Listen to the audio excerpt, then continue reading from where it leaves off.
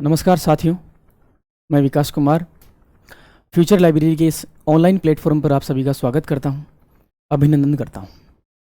साथियों, जैसा कि अपने पिछली क्लास में हमने शारीरिक शिक्षा क्या है और शारीरिक शिक्षा की जो अवधारणाएं कौन कौन सी हैं, उसके लक्ष्य उद्देश्य कौन कौन से हैं, कौन कौन सी है जो भ्रांतियाँ जो हैं शारीरिक शिक्षा को लेकर अपने समाज में जो फैली हुई हैं, उनके बारे में हमने विस्तृत चर्चा की, अध्ययन किया। आज की जो अपनी क्लास रहेगी वो विशेषतः है, जैसा थंबनेल में आप लोग देख रहे हैं, आज की क्लास में हम चर्चा करेंगे फिजिकल एजुकेशन जो है उसका बायोलॉजिकल फाउंडेशन कैसा है। मतलब जैविक जो आधार है फिजिकल एजुकेशन का वो किस तरीके का है, वो किस प्रकार से काम करता है, उसको किस प्रकार से निर्धारित किया गया है, कौन कौन से जो हैं बायोलॉजिकल फैक्टर जो हैं वो प्रत्यक्ष रूप से खिलाड़ी या व्यक्ति जो होता है उसके प्रदर्शन को शारीरिक तौर पर या मानसिक तौर पर किस प्रकार से वो प्रभावित करते हैं, कौन कौन सी ऐसे कैरेक्टर्स हैं, ऐसे गुण हैं जो कि बच्चे जो हैं, खिलाड़ी जो हैं या बालक जो हैं वो अपने माता पिता या अपने जो पूर्वज जो होते हैं उनसे ग्रहण करते हैं, और कौन कौन वैज्ञानिक जो हैं जिन्होंने बायोलॉजिकल फाउंडेशन के बारे में, और विशेषतः कि बायोलॉजिकल फाउंडेशन जो है वो शारीरिक शिक्षा में उसका किस प्रकार से रोल है के बारे में बताया है कौन कौन से वैज्ञानिक ने। तो आज की क्लास में हम उनके बारे में विशेष चर्चा करेंगे। तो आज की क्लास प्रारंभ करने से पहले विशेषतः कुछ प्रश्न जो हैं वो बायोलॉजिकल फाउंडेशन से पूछे जाते हैं, जिनके बारे में आज की क्लास में हम चर्चा करते हैं। जैसे कुछ प्रश्न हैं और उन प्रश्नों पे हम चर्चा करेंगे। जैसे प्रश्न संख्या 1 है और इस प्रश्न में हमसे पूछा क्या जा रहा है कि अपने पास एक कोई खिलाड़ी है, तो खिलाड़ी जो है उसकी मांसपेशी शक्ति जो है वो बढ़ती है, मसल स्ट्रेंथ जो है वो इंक्रीज हो चुकी है, परंतु वो क्या कह रहा है कि उसकी जो समन्वय जो क्षमता है, कोऑर्डिनेट करने की जो क्षमता है, किसी चीज के प्रति रिएक्ट करने की जो क्षमता है, वो जो है वो क्षमता जो है वो नहीं बढ़ती है। वो कह रहा है कि मांसपेशी शक्ति, मसल स्ट्रेंथ तो बढ़ गई, परंतु जो कोऑर्डिनेशन जो कैपेबिलिटी है या कोऑर्डिनेशन जो एबिलिटी है वो जो है वो नहीं बढ़ी। तो जैविक दृष्टि से बायोलॉजिकल जो अपन रिस्पॉन्स देखें कि बायोलॉजिकल दृष्टि से अगर हम देखें तो निम्न में से कौन सा घटक अपेक्षाकृत, घटक का मतलब कौन सा कारक जो है वो अपेक्षाकृत कम विकसित माना जाता है या कम विकसित माना जाएगा। कोई खिलाड़ी है, उसकी मसल स्ट्रेंथ इंक्रीज हो चुकी है, परंतु वो किसी चीज को लेके जो उसकी समन्वय क्षमता है, जो किसी चीज को रिएक्ट करने की जो कैपेबिलिटी है, किसी चीज के प्रति जो रिएक्ट करने की कैपेबिलिटी है वो हुई है कम विकसित हुई है। तो निम्नलिखित में से कौन सा जो बायोलॉजिकल कारक है जो कि कम डेवलप हुआ है।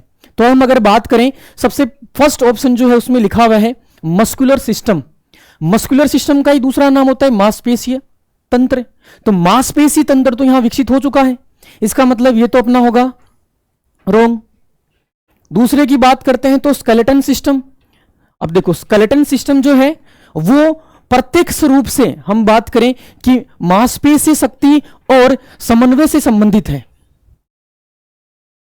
परंतु इसमें यह अपना ऑप्शन गलत होगा। इसमें सही जो ऑप्शन माना जाएगा वो माना जाएगा तीसरा, न्यूरोमस्कुलर सिस्टम जो होता है वो उस खिलाड़ी का क्या नहीं हुआ है, डेवलप नहीं हुआ है। और न्यूरोमस्कुलर सिस्टम का मतलब होता है कि इस तरीके का सिस्टम जिसमें हमारी जो न्यूरॉन्स हैं, हमारा जो नर्वस सिस्टम है वो, और उसके साथ में हमारी जो मांसपेशियां हैं वो एक दूसरे के साथ में कोलाब करके या एक दूसरे के साथ में सामंजस्य स्थापित करके काम करती हैं, जिसको हम बोलते हैं न्यूरोमस्कुलर सिस्टम। अगर किसी खिलाड़ी की मांसपेशी शक्ति बढ़ जाती है परंतु समन्वय जो क्षमता है वो नहीं बढ़ती, तो उसमें न्यूरोमस्कुलर सिस्टम जो होता है वो विकसित नहीं माना जाएगा। दूसरा प्रश्न जो है वो ये कह रहा है कि बायोलॉजिकल फाउंडेशन, बायोलॉजिकल जो फाउंडेशन है उसका मुख्य उद्देश्य क्या है। बायोलॉजिकल फाउंडेशन का मुख्य उद्देश्य क्या है? तो अगर हम बात करें कि बायोलॉजिकल फाउंडेशन का मुख्य उद्देश्य क्या सामाजिक विकास करना है, तो बायोलॉजिकल फाउंडेशन जो होता है वो सामाजिक विकास में सहायता नहीं करता है। ये एक तरीके से हम यूं बात करें साइकोलॉजिकल फैक्टर है। सामाजिक विकास जो है वो साइकोलॉजिकल फैक्टर है।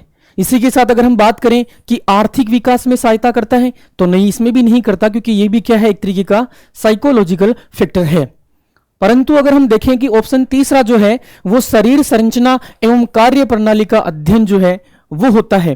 कहने का मतलब है कि बायोलॉजिकल फाउंडेशन जो होता है उसका मुख्य उद्देश्य क्या होता है, तो व्यक्ति की शरीर की संरचनाओं के बारे में, और वो जो संरचना है वो किस प्रकार से कार्य कर रही है, उसकी जो कार्य प्रणाली है उसके बारे में हमें विशेषतः क्या करनी है, चर्चा करनी होती है बायोलॉजिकल फाउंडेशन में, और वही उसका जो है उद्देश्य माना जाता है।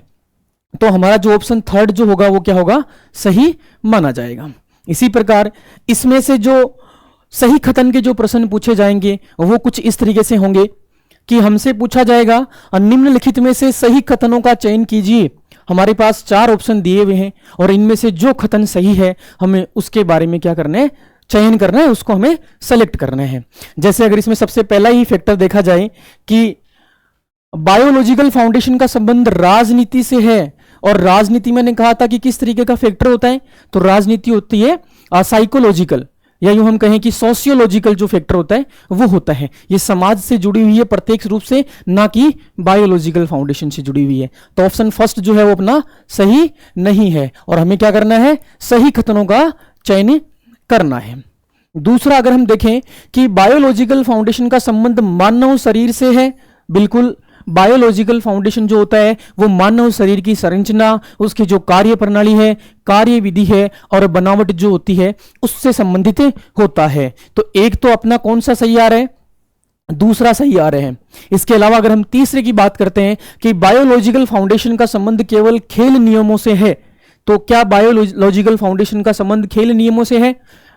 भाई अगर हम कोई खेल क्रिया खेल रहे हैं तो उसमें हम किसी भी खिलाड़ी के शरीर को देख के नियम थोड़ी ना बनाएंगे। नियम तो एक खेल के नियम जो होते हैं वो सभी प्लेयर के लिए क्या होते हैं, सम्मान होते हैं। तो बायोलॉजिकल फाउंडेशन जो होता है वो खेल के नियमों से जो होता है उससे संबंधित होता है। तो ये ऑप्शन जो होगा अपना वो गलत होगा।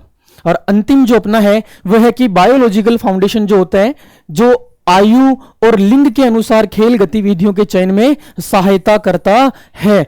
तो ये जो है वो प्रत्यक्ष रूप से सही माना जाएगा, क्योंकि हम जब अलग अलग प्रकार के खेल की जो आयु या जो लिंग जो है उनकी बात करते हैं तो हम उनका जो ट्रेनिंग शेड्यूल होता है, या यूं हम कहें कि उनकी जो ट्रेनिंग की जो अवधि जो होती है वो हम बायोलॉजिकल फाउंडेशन के बेस पे ही उसको निर्धारित करते हैं। जैसे अगर अंडर 14 के बच्चों को हमें प्रशिक्षण देना हो तो उनका जो प्रशिक्षण का जो लेवल होगा वो अलग तरीके से होगा। अगर हम बात करें कि अंडर 16 के बच्चों को हमें प्रशिक्षण देना है या हमें उनको किसी प्रतियोगिता के लिए तैयार करना है तो उनका जो प्रशिक्षण का स्तर होगा वो थोड़ा अलग होगा। तो हम कह सकते हैं कि बायोलॉजिकल फाउंडेशन जो होता है वो आयु और लिंग के अनुसार जो होता है वो विभिन्न प्रकार की खेल गतिविधियों के चयन में सहायता करता है। तो अपने 2 जो सही ऑप्शन आए हैं वो कौन कौन से हैं, तो एक तो अपना जो है बी जो है वो सही है और एक अपना डी जो है वो सही है। अब हमें अपने विकल्प देखने हैं। तो इसमें कह रहा है कि केवल बी सही है, बी तो सही है पर बी के साथ में डी भी सही है, तो पहला भी नहीं होगा दूसरा भी नहीं होगा, क्योंकि इसमें भी कह रहा है कि केवल डी सही है। अगला जो कह रहा है वो कह रहा है कि केवल ए बी और सी सही है, तो ये भी गलत है। और अंतिम जो कह रहा है वो कह रहा है कि सी और डी सही है। तो एक बार देख लीजिए आप, सी और डी सही है तो यहां पे सी की जगह में बी लिखना है, तो ये जो है वो अपना सही होगा।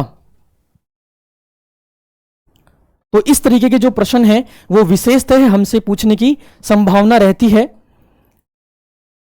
इस प्रकार के जो प्रश्न है वो हमें विशेषतः पूछे जाते हैं बायोलॉजिकल फाउंडेशन से रिलेटेड। अब हम चर्चा करते हैं अपनी जो आज की क्लास है उसके बारे में कि बायोलॉजिकल फाउंडेशन जो होता है ये वास्तव में होता क्या है और क्यों हम इसको फिजिकल एजुकेशन से प्रत्यक्ष रूप से जोड़ के पढ़ते हैं। ये कौन कौन से ऐसी चीजें हैं, कौन कौन से ऐसे फैक्टर्स हैं, कौन कौन से ऐसे कारक हैं जो कि शारीरिक शिक्षा और बायोलॉजिकल जो फाउंडेशन होता है उसको एक दूसरे के साथ में रिलेट करते हैं, तो उनके बारे में हम चर्चा करते हैं। तो आपको मैं बताना चाहूंगा कि बायोलॉजिकल फाउंडेशन जो होता है इसका अर्थ क्या होता है, कि बायोलॉजिकल फाउंडेशन जो होता है इसका अर्थ क्या होता है। तो देखो, बायोलॉजिकल फाउंडेशन जो होता है वो जो एक प्रकार से एक प्रक्रिया होती है जो कि विशेष रूप से कुछ सिद्धांत जो अपने होते हैं उन पर काम करती है। जैसे अगर हम बात करें कि मानव के शरीर की बनावट जो है, अब वो किस प्रकार से मानव के शरीर की जो बनावट है वो देखने को मिलती है, उसमें किस किस प्रकार के जो तंत्र हैं जो कि काम करते हैं, अब वो अलग अलग प्रकार से अलग अलग तंत्र जो होता है वो अलग सिद्धांतों पर काम करता है। जैसे रेस्पिरेटरी सिस्टम जो होता है वो एक अलग सिद्धांत पे काम करता है, अपना नर्वस सिस्टम है वो एक अलग प्रकार के सिद्धांत पे काम करता है। तो विशेषतः बायोलॉजिकल फाउंडेशन का मतलब होता है कि कुछ जैविक सिद्धांत होते हैं अपने मनुष्य के शरीर में, प्रत्यक्ष रूप से कुछ जैविक सिद्धांत जो होते हैं वो काम करते हैं, जिसमें मनुष्य के शरीर की बनावट जो होती है उसका वो जो होता है वो प्रभावित होता है, उसकी जो कार्य प्रणाली है वो प्रभावित होती है, और इसी के साथ वो जो विभिन्न जो तंत्र हैं वो किस तरीके से काम करते हैं वो जो होता है प्रत्यक्ष रूप से क्या होता है, प्रभावित होता है। बायोलॉजिकल फाउंडेशन का मतलब कि वो कुछ विशेष रूप से कुछ अजैविक सिद्धांत होंगे, बायोलॉजिकल प्रिंसिपल्स होंगे जो कि क्या होंगे, प्रत्यक्ष रूप से मानव शरीर को प्रभावित करते हैं। अब अगर हम बात करें कि कौन से बायोलॉजिकल फैक्टर्स जो हैं वो मानव शरीर को प्रत्यक्ष रूप से प्रभावित करते हैं, तो आप लोगों ने सुना होगा आनुवांशिकता के बारे में, हेरिडिटी के बारे में, कि एक जो व्यक्ति है वो शारीरिक रूप से क्या है, डिसेबल है, वो शारीरिक रूप से हम यूं कहें कि वो विकलांग है। अब वो जो विकलांगता है वो उसमें किस रूप में विकसित हुई है, अब उसकी जो शारीरिक बनावट है उसके साथ छेड़छाड़ कैसे हुई है, वो जो फैक्टर्स हैं उनकी जब हम अध्ययन करेंगे तो वो अध्ययन हम बायोलॉजिकल फाउंडेशन के अंदर करते हैं। और बायोलॉजिकल फाउंडेशन का शारीरिक शिक्षा में किस प्रकार से महत्व है उनके भी हम आज की क्लास में चर्चा करेंगे। उम्मीद करता हूं आप लोगों को समझ में आएगा। चर्चा करते हैं कि बायोलॉजिकल फाउंडेशन जो होता है वो होता क्या है। तो बायोलॉजिकल फाउंडेशन का मतलब होता है कि कुछ जैविक सिद्धांत हैं,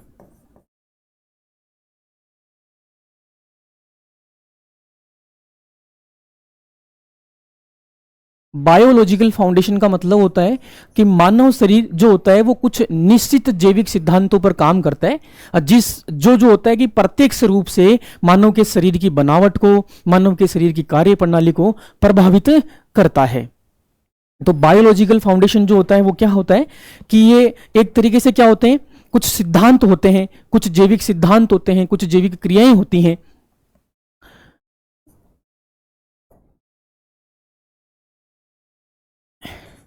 ये कुछ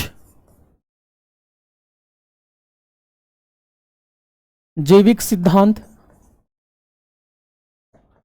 या प्रक्रियाएं होते हैं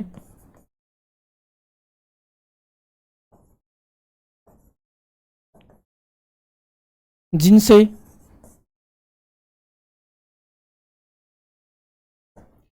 मानव शरीर बनावट, कार्यक्षमता या यूं हम कहें कि कार्य प्रणाली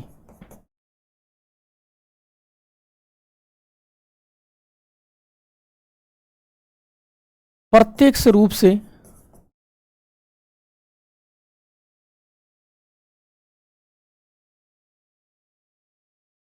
प्रभावित होती है।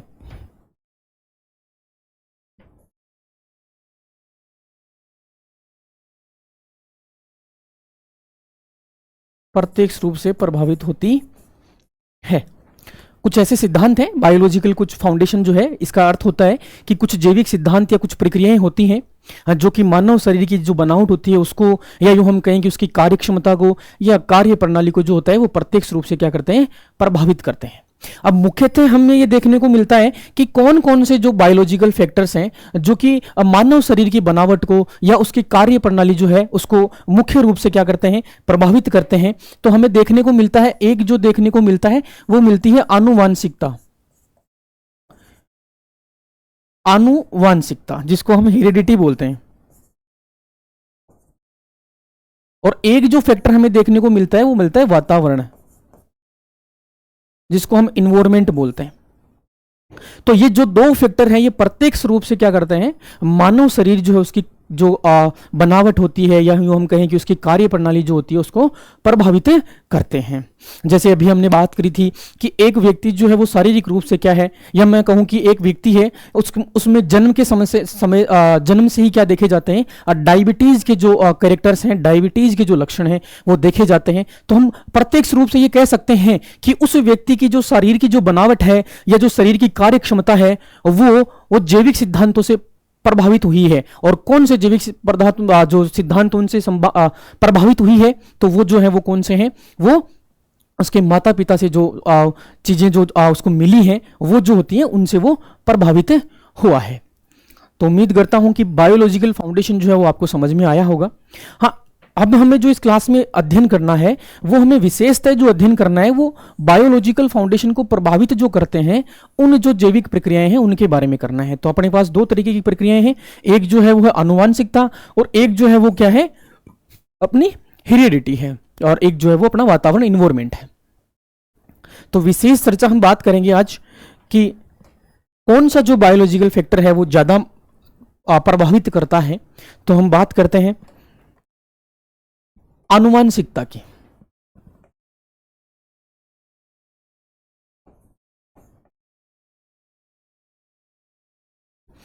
आनुवांशिकता जो है वो जिसको हम हेरिडिटी बोलते हैं, ये जो होता है वो अंग्रेजी शब्द जो है वो हेरिडिटी से बना हुआ है। मतलब हम यूं कहें कि आनुवांशिकता को इंग्लिश में हम हेरिडिटी बोलते हैं, और हेरिडिटी जो शब्द है वो प्रत्यक्ष रूप से एक लैटिन भाषा का शब्द है जिसको हम हेरिडिटस बोलते हैं, उससे बना होता है। तो हम यूं कहें कि ये जो शब्द है, ये शब्द जो है वो किससे बना हुआ है, तो ये शब्द जो है वो लैटिन भाषा जो है उसका एक शब्द है जिसको हम बोलते हैं हेरिडिटिस, तो उससे बना हुआ है। हेरिडिटिस से बना हुआ है। अब इस शब्द का अर्थ क्या होता है, इस शब्द का जो अर्थ होता है वो होता है कि एक पीढ़ी से दूसरी पीढ़ी में डीएनए के माध्यम से कुछ गुण जो होते हैं वो स्थानांतरित होते हैं। कहने का मतलब है कि इस हेरिडिटिस शब्द का मतलब क्या होता है, लैटिन भाषा में इसका अर्थ क्या होता है, तो इसका अर्थ होता है कि एक पीढ़ी से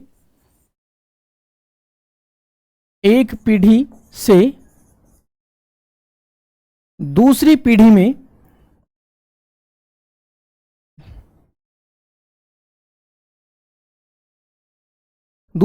में डीएनए के द्वारा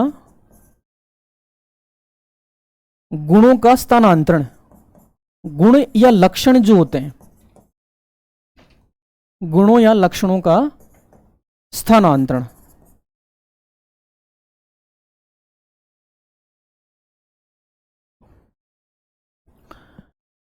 आनुवांशिकता जो है वो एक बायोलॉजिकल फैक्टर है, और ये जो होता है ये विशेषतः है मानव के शरीर की बनावट जो होती है उसको, या यूं हम कहें कि मानव शरीर की कार्य प्रणाली को जो होता है वो प्रमुख रूप से या विशेष रूप से क्या करता है, प्रभावित करता है। अब ये शब्द बना किससे है, तो ये लैटिन भाषा के हेरिडिटस शब्द से बना हुआ है। अब इस हेरिडिटस शब्द का अर्थ क्या होता है कि एक पीढ़ी से दूसरी पीढ़ी में डीएनए के द्वारा गुणों का या लक्षणों का क्या होता है, स्थानांतरण होना। अब डीएनए जो होता है इसका पूरा नाम होता है डीऑक्सीराइबोन्यूक्लिक एसिड, डीऑक्सीराइबोन्यूक्लिक एसिड। अब इस बात को हम थोड़ा इस तरीके से समझ सकते हैं कि आनुवांशिकता का मतलब क्या हो गया। आनुवांशिकता का मतलब होता है कि बालक जो होता है वो विशेषतः है अपने माता पिता से कुछ गुण कैरी करता है, कुछ गुण जो होता है वो ग्रहण करता है, परंतु साथ ही साथ वह अपने पूर्वजों से भी कुछ शारीरिक या मानसिक जो गुण होता है वो क्या करता है, प्राप्त करता है। उन्हीं गुणों को हम क्या कहते हैं, उन्हीं गुणों को हम आनुवांशिक गुण या वंश परंपरा या पैतृक गुण या वंशानुक्रम कहते हैं। जैसे एक बार समझने की कोशिश कीजिएगा कि कोई बालक है अपने पास में, बालक न केवल अपने माता पिता अपितु अपने पूर्वजों से भी शारीरिक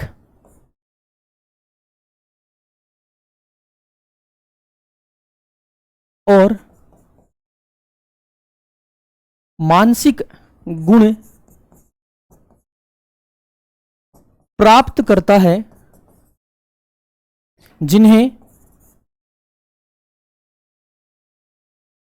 वंश परंपरा या यूं हम कहें पैतृक गुण या यूं हम कहें वंशानुक्रम या हम कहें आनुवांशिक गुण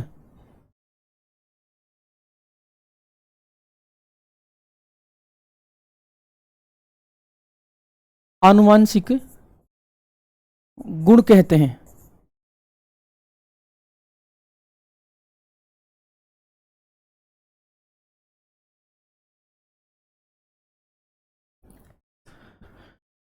आनुवांशिकता का मतलब क्या होता है कि कुछ गुण होते हैं, कुछ विशेष गुण होते हैं, कुछ विशेष कैरेक्टर होते हैं जो कि एक बालक जो होता है वो अपने माता पिता से तो कैरी करता ही करता है, साथ ही साथ में वो क्या करता है अपने पूर्वजों से भी उन गुणों को क्या करता है लेकर अगली पीढ़ी में आता है, दूसरी पीढ़ी में जाता है। उन्हीं गुणों को हम क्या कहते हैं, उन्हीं गुणों को हम वंश परंपरा कह सकते हैं, इस नाम से भी पूछा जा सकता है। पैतृक गुण कह सकते हैं या वंशानुक्रम कह सकते हैं या आनुवांशिक गुण कह सकते हैं। ये कुछ विशेष गुण होते हैं जो बच्चे जो होते हैं वो अपने माता पिता से कैरी करके आते हैं। जैसे अगर हम समझना चाहें तो एक बच्चा है, उसके माता पिता जो है या उसकी जो माताजी है उसकी आंखें जो है वो एक तरीके से हम कहें कि भूरे रंग की हैं। अब वो जो भूरे रंग का एक विशेष कैरेक्टर जो होता है, एक जो विशेष गुण जो होता है वो उस माता के बच्चे में भी देखने को मिलता है। तो हम ये कह सकते हैं प्रत्यक्ष रूप से कि ये जो बच्चा है वो अपनी माता से एक विशेष गुण लेके आया है, आंखों का भूरा रंग, जिसको हम क्या कहते हैं उसका वंश परंपरा भी कह सकते हैं, पैतृक गुण भी कह सकते हैं, आनुवांशिक गुण भी कह सकते हैं या वंशानुक्रम भी कह सकते हैं। वो किसी भी रूप में हमसे पूछे जा सकते हैं। परंतु जो समझने लायक बात यह है कि विशेषतः जो बच्चे जो होते हैं वो अपने पूर्वजों से जो गुण लेके आते हैं वो कौन से हो सकते हैं कि शारीरिक गुण भी हो सकते हैं और मानसिक गुण भी हो सकते हैं। इसके अलावा हम बात करते हैं कि आनुवांशिकता जो है, सबसे पहले आनुवांशिकता के बारे में किसने बताया, या यूं कहा जाए कि आनुवांशिकता का जनक कौन है। तो आनुवांशिकता का जो जनक है वो है सर ग्रेगर जॉन मेंडल। हम बात करते हैं कि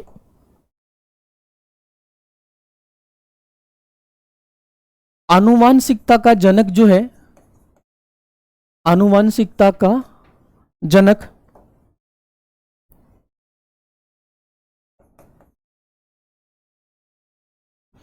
तो हम बोले सर ग्रेगर जॉन मेंडल जो है, इनको हम आनुवांशिकता के जनक कहते हैं। सर ग्रेगर जॉन मेंडल जो है इनको हम आनुवांशिकता के क्या कहते हैं, जनक कहते हैं। अब इनको आनुवांशिकता के जनक क्यों कहा जाता है, क्योंकि इन्होंने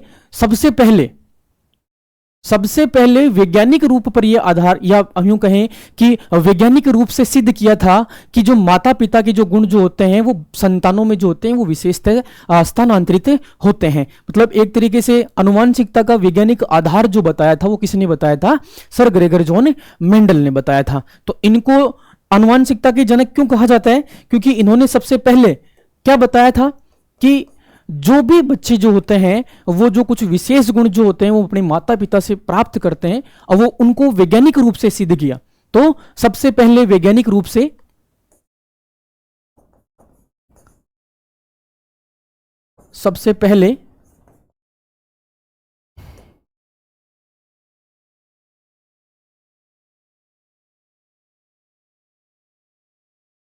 वैज्ञानिक रूप से बताया या यूं हम कहें कि आधार तैयार किया, बताया या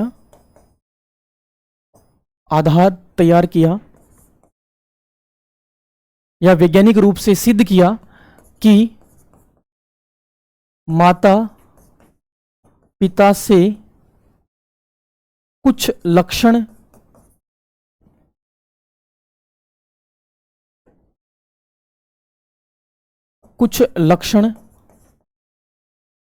संतानों में स्थानांतरित होते हैं।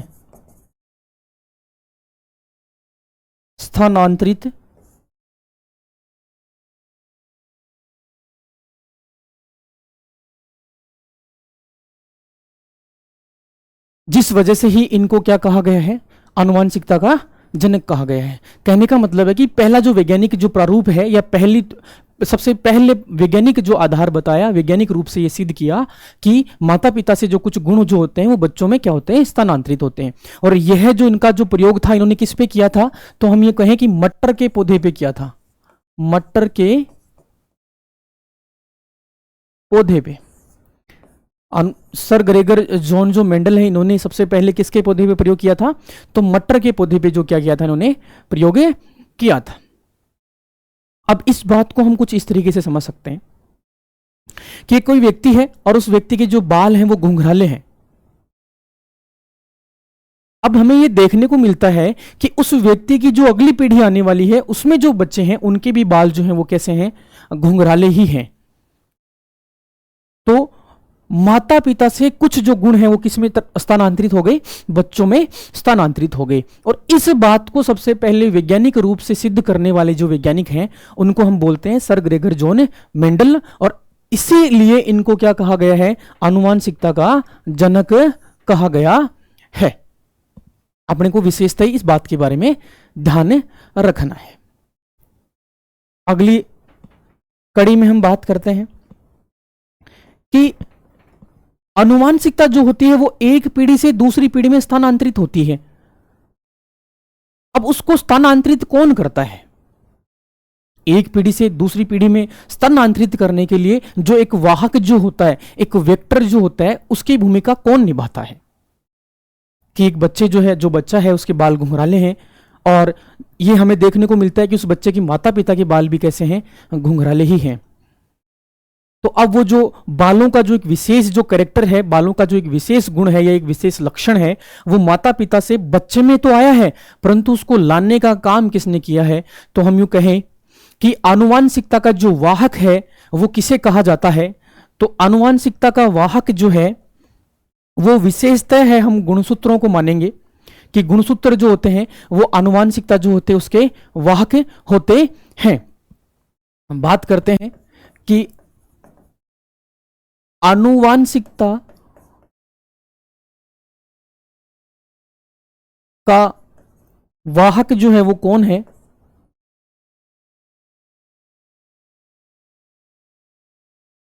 वेक्टर जो है वो कौन है?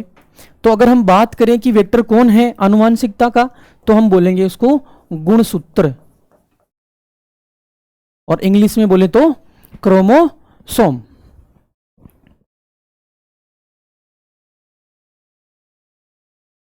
क्रोमोसोम्स जो होते हैं वो क्या होते हैं?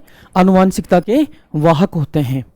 कि क्रोमोसोम ही ऐसे जो वाहक होते हैं जो कि गुणों को माता पिता से बच्चों में स्थानांतरित करते हैं। अब ये जो क्रोमोसोम होते हैं ये कहां पाए जाते हैं? तो ये प्रत्येक कोशिका के केंद्रक में पाए जाते हैं।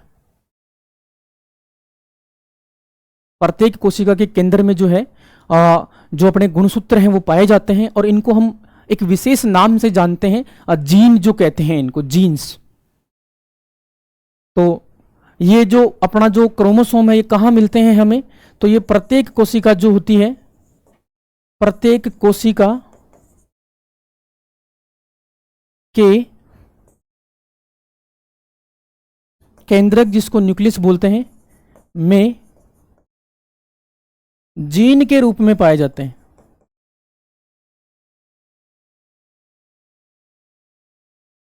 प्रत्येक कोशिका में जीन के रूप में हमें देखने को मिलते हैं।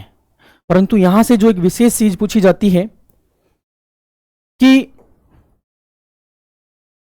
आरबीसी जो है अपनी रेड ब्लड सेल्स जो होती हैं आरबीसी, उनमें विशेषतः क्या नहीं देखने को मिलता हमें? उनमें हमें केंद्रक नहीं देखने को मिलता है। मतलब अपने शरीर की जो है एकमात्र ऐसी कोशिकाएं होती हैं जिनमें केंद्रक नहीं पाया जाता है, केंद्रक रहित कोशिका होती हैं। अब इनमें केंद्रक नहीं पाया जाएगा तो इनमें मुख्यतः हम यूं कह सकते हैं, सामान्यतः हम कह सकते हैं कि इनमें जीन भी नहीं पाए जाएंगे। तो एक प्रश्न पूछा जा सकता है कि निम्नलिखित में से कौन सी कोशिका में जीन नहीं पाए जाते हैं, जीन जो है वो में नहीं देखने को मिलते हैं, तो वो कौन सी कोशिका आएंगी? RBC, जिनको हम बोलते हैं लाल रक्त कणिकाएं। क्या बोलते हैं? लाल रक्त कणिकाएं। तो लाल रक्त कणिकाएं जो होती हैं इनमें हमें विशेषतः जो होता है, लाल रक्त कणिकाएं जो होती हैं इनमें हमें जीन्स जो होते हैं वो नहीं देखने को मिलते हैं। ये हमें विशेषतः एक बात याद रखनी है, बायोलॉजिकल फाउंडेशन जो है उसकी एक विशेष बात है। इसके अलावा अगर हम बात करें कि जो जीन जो होते हैं या मैं कहूं कि गुणसूत्र जो होते हैं ये क्या काम करते हैं, कि जीन जो होते हैं इनका काम क्या होता है, तो अभी हमने बात करी थी कि ये क्या काम करते हैं, ये वाहक का काम करते हैं। और वाहक का मतलब क्या होता है कि ये जो होता है कुछ विशेष गुण जो होते हैं, विशेष गुणों को माता पिता से संतानों में स्थानांतरण करते हैं।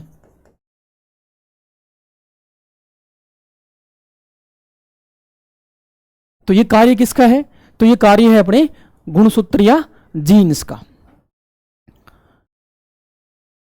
अब इसके अलावा हमें पूछा जा सकता है, जैसे एक प्रश्न पूछा जाएगा कि किसी बच्चे की आंखों का भूरा रंग जो है वो उसको उसके माता पिता से विरासत में मिला है। विरासत का मतलब होता है कि उसको क्या अपने माता पिता से वो गुण मिले हैं। तो इन पर किनका नियंत्रण होता है? कहने का मतलब है कि इनको नियंत्रित कौन करता है? तो इनको नियंत्रित कौन करता है? तो जीन करता है। कौन करता है?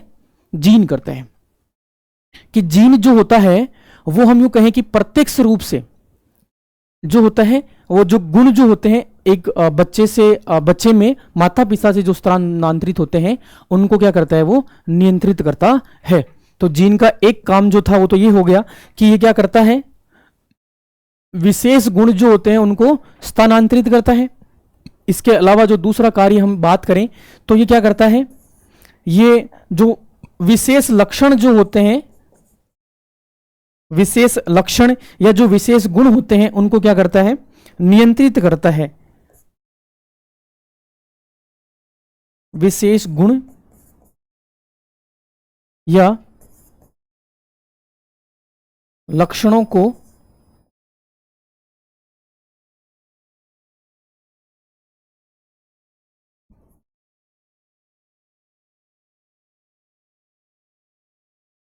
नियंत्रित करता है। तो हमसे पूछा जाए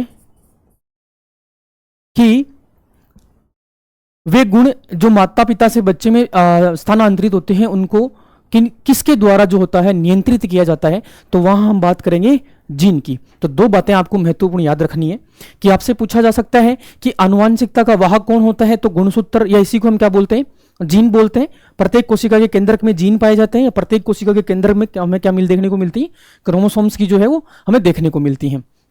अगर हम बात करें कि एक ऐसी कोशिका होती है जिसको हम RBC बोलते हैं, लाल रक्त कणिकाएं जिनको बोलते हैं, उसमें हमें क्या नहीं देखने को मिलते?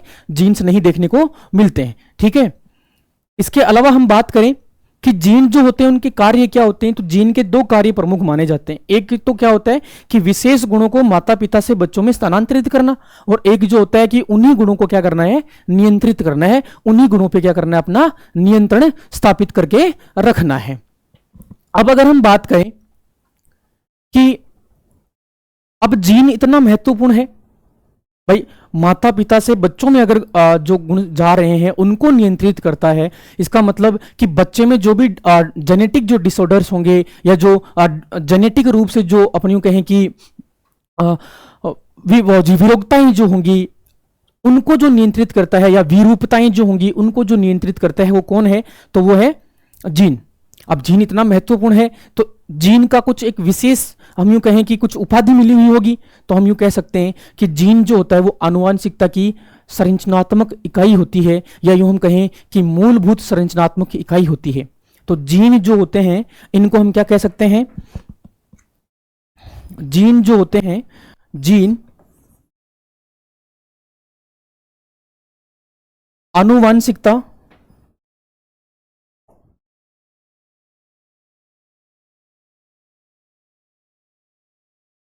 आनुवांशिकता,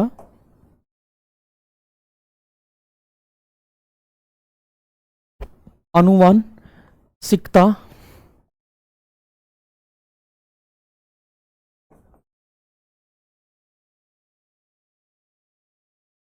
आनुवांशिकता की मूलभूत संरचनात्मक इकाई होती है। कहने का मतलब है कि मूलभूत संरचनात्मक इकाई, अगर जीन नहीं हो, अगर जीन जो होता है वो एक पीढ़ी से दूसरी पीढ़ी में स्थानांतरित नहीं होता है, तो जो गुण माता पिता में है वो जो गुण है वो बच्चों में देखने को नहीं मिलते हैं। एक संरचनात्मक प्रारूप जो होता है या प्रारंभिक प्रारूप जो होता है वो कौन तैयार करता है? तो वो जीन करता है। आनुवांशिकता का प्रारंभिक प्रारूप जो होता है वो कौन तैयार करता है? तो जीन ही जो है तो है वो आनुवांशिकता का प्रारंभिक प्रारूप जो होता है वो तैयार करता है। और इसी वजह से इसको हम क्या कहते हैं? मूलभूत संरचनात्मक इकाई कहते हैं। प्रश्न पूछा जा सकता है कि निम्नलिखित में से आनुवांशिकता की मूलभूत संरचनात्मक इकाई क्या है, या यूं कहें कि अपना जो जीन जो है इसको किस नाम से जाना जा सकता है, या जीन जो है इसकी उपाधि क्या है? तो वो है मूलभूत संरचनात्मक इकाई। जिस प्रकार अपना शरीर जो होता है वो जो है कि कोशिका जो है उससे बना होता है, कोशिका जो होती है उसको संरचनात्मक इकाई बोलते हैं शरीर की, उसी प्रकार आनुवांशिकता की जो संरचनात्मक इकाई जो होती है उसको हम क्या बोलते हैं? जीन बोलते हैं। अब हम बात करें कि एक व्यक्ति जो होता है उसमें कुल जो होते हैं टोटल जो होते हैं नंबर ऑफ क्रोमोसोम्स, यूं कहें कि नंबर ऑफ जीन्स जो होते हैं वो कितने होते हैं? तो वो होते हैं 46। तो एक मनुष्य में हम बात करें कि एक मनुष्य में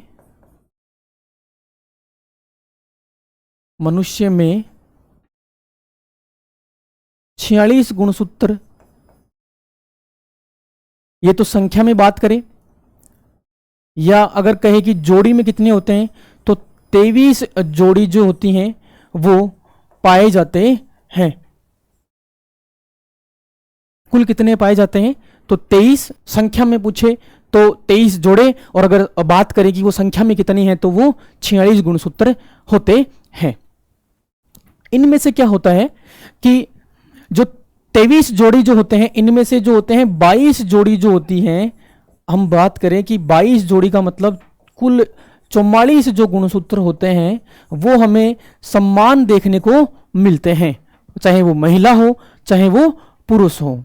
मतलब महिला और पुरुषों में 22 जोड़ी जो गुणसूत्र होते हैं वो क्या होते हैं? समान होते हैं। और समान होते हैं इसीलिए इनको हम क्या कहते हैं? अलैंगिक गुणसूत्र। क्या बोलते हैं? अलैंगिक गुणसूत्र। अब इनको अलैंगिक गुणसूत्र क्यों बोला जाता है? क्योंकि इनका प्रत्यक्ष रूप से हम यूं कहें कि आनुवांशिकता में या यूं कहें कि लिंग निर्धारण में कोई रोल नहीं होता है, तो हम कहें कि इनका प्रत्यक्ष रूप में लिंग निर्धारण में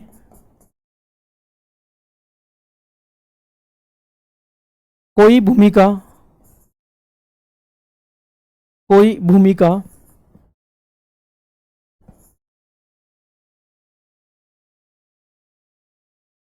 नहीं होती है। अब इनकी लिंग निर्धारण में कोई भूमिका नहीं होती है, इसलिए हम इनको क्या कहेंगे? लैंगिक गुणसूत्र। तो हमें प्रश्न पूछा जा सकता है कि लैंगिक गुणसूत्र जो होता है या फिर लैंगिक शब्द का शाब्दिक अर्थ क्या होता है? तो प्रत्यक्ष रूप से लिंग निर्धारण में भाग नहीं लेना। और कितने होते हैं? तो अगर जोड़ी की बात करें तो 22, और वैसे बात करें तो 44 गुणसूत्र जो होते हैं वो क्या होते हैं? समान पाए जाते हैं, जिनको हम क्या कहते हैं? लैंगिक गुणसूत्र कहते हैं। अब इसके अलावा जो है वो अपनी एक जोड़ी जो है, ये बात करें कि जो एक जोड़ी जो गुणसूत्र होता है वो जो होता है जिसको हम क्या बोलते हैं? लैंगिक गुणसूत्र बोलते हैं। क्या बोलते हैं? लैंगिक गुणसूत्र।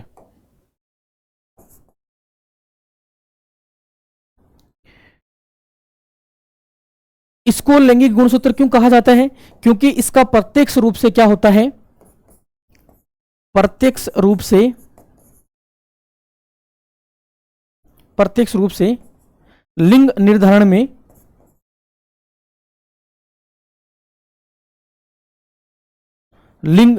में भूमिका होती है।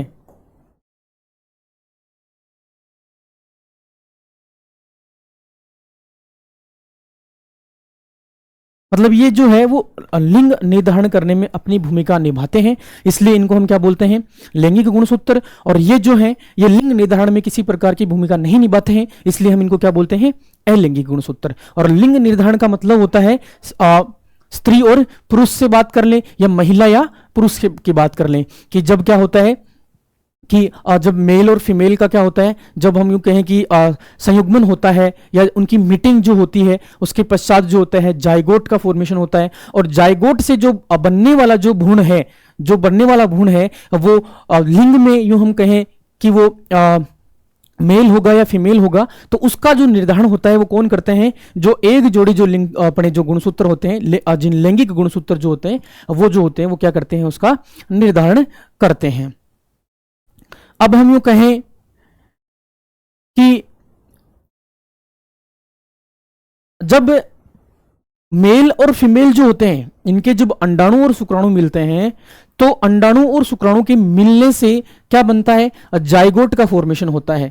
इस जगह से एक प्रश्न पूछा जाता है कि निम्नलिखित को एक व्यवस्थित क्रम में या निम्नलिखित को इनके सही क्रम में व्यवस्थित कीजिए। हमें कुछ नाम लिखे होंगे क्रम में, अभी हम उनके बारे में चर्चा करते हैं।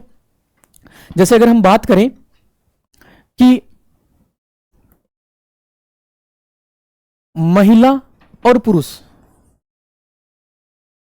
अगर हम बात करें कि महिला और पुरुष जो है, इन दोनों की हमने क्या करवाई, मीटिंग करवाई, और मीटिंग से जो है वो हमें क्या मिली, हम यूं कहें कि एक तरीके से हमें एक संतान मिल रही है।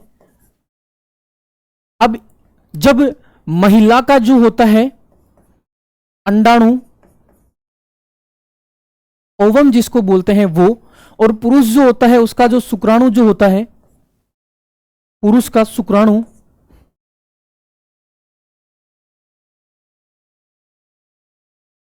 जब एक दूसरे के साथ में मिलते हैं तब एक नई कोशिका बनती है जिसको हम बोलते हैं जाइगोट।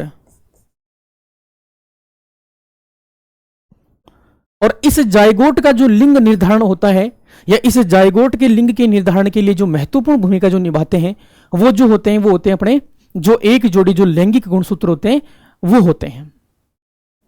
इस जगह से 50% चांस जो रहते हैं वो महिला के रहते हैं, और 50% जो चांस रहते हैं वो पुरुष के रहते हैं। वो डिपेंड करता है कि महिला ने पुरुष से किस प्रकार के जो गुणसूत्र हैं उनको कैरी किया है। अब क्रम की बात कर रहे थे हम कि यहां पे किस तरीके का एक क्रम जो है वो पूछा जा सकता है। तो जो क्रम पूछा जा सकता है वो है कि माता पिता से जो गुणसूत्र होते हैं या जीन्स जो होते हैं वो अंडाणु और शुक्राणु मिलते हैं। देखो, माता और पिता के से क्या मिला, तो हम यूं कहें कि जीन, कुछ जीन जो है वो माता के और कुछ जीन जो है वो पिता के। तो हम यूं कहें कि इन दोनों के क्या मिले, तो जीन। अब जीन जो है वो मिले किसके रूप में है, तो हम यूं कह सकते हैं कि माता से जो मिला है वो तो मिला है अंडाणु, और पिता से जो मिला है उसको हम क्या बोलते हैं, शुक्राणु। और अंडाणु और शुक्राणु से क्या मिला, तो अंडाणु और शुक्राणु से क्या बनता है, जब अंडाणु और शुक्राणु एक दूसरे के साथ में जुड़ते हैं तब उसको हम क्या बोलते हैं, निषेचन, फर्टिलाइजेशन, निषेचन की क्रिया होती है। और निषेचन के परिणाम स्वरूप क्या बनता है, तो जाइगोट बनता है। और जाइगोट के परिणाम स्वरूप क्या बनता है, तो भ्रूण बनता है। और यही भ्रूण जो होता है वो आगे चल के एक शिशु में कन्वर्ट हो जाता है, भ्रूण।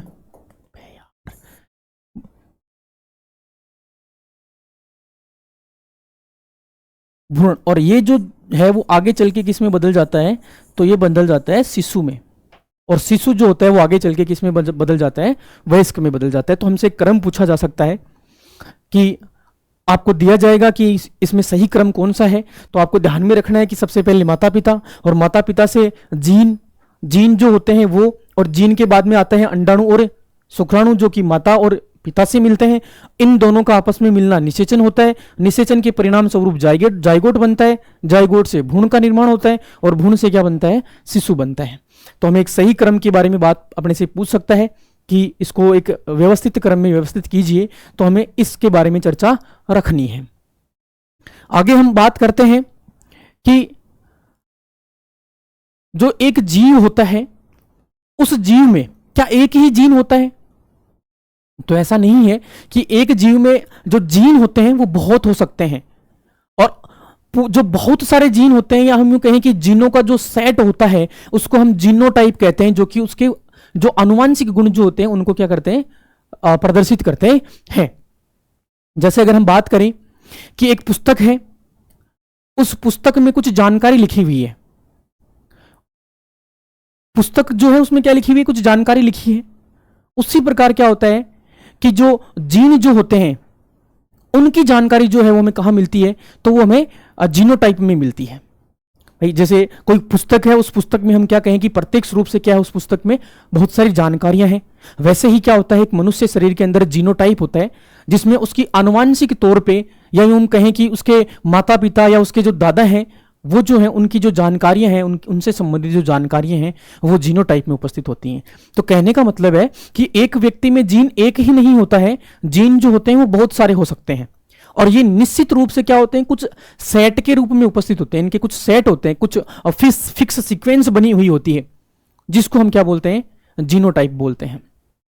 बात करते हैं कि जीव में जो जीन होते हैं वो क्या होते हैं, सेट के रूप में उपस्थित होते हैं, जिनको हम क्या कहते हैं, जीनोटाइप कहते हैं। तो प्रत्येक जीव में जीन सेटों के रूप में, सेट का मतलब होता है एक व्यवस्थित क्रम में, व्यवस्थित रूप से पाए जाते हैं, जिन्हें जीनोटाइप कहा जाता है, जिन्हें जीनोटाइप कहा जाता है।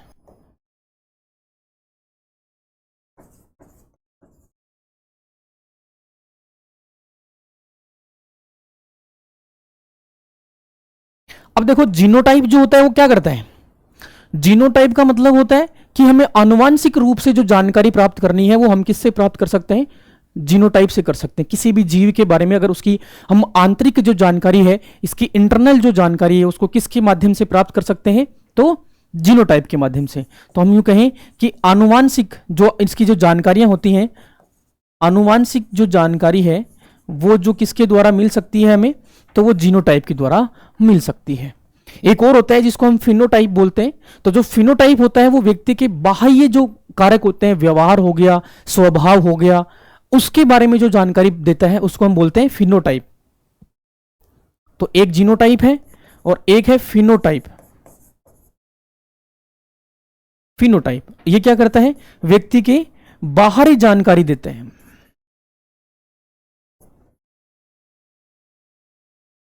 बाहरी जानकारी जो कैरी करके रखता है उसको हम बोलते हैं फिनोटाइप। और हम यूं कहें कि आनुवांशिक जानकारी, या हम कहें कि आंतरिक जानकारी जो रखता है वो कौन रखता है, वो जीनोटाइप रखता है। तो ये कुछ विशेष बात है जिसके बारे में हमें हल्की सी चर्चा करनी है। इसके अलावा अगर हम बात करें कि जीव विज्ञान में अगर हम आनुवांशिकता का अध्ययन करेंगे, हेरिडिटी का अध्ययन करेंगे, तो उसको हम क्या कहेंगे, तो जेनेटिक्स कहेंगे। तो आनुवांशिकता का अध्ययन जो होता है वो क्या कहलाता है, उसको जेनेटिक्स कहा जाता है। इसके बारे में भी हमें बात करनी है। तो हम ये बात करें कि आनुवांशिकता जो है,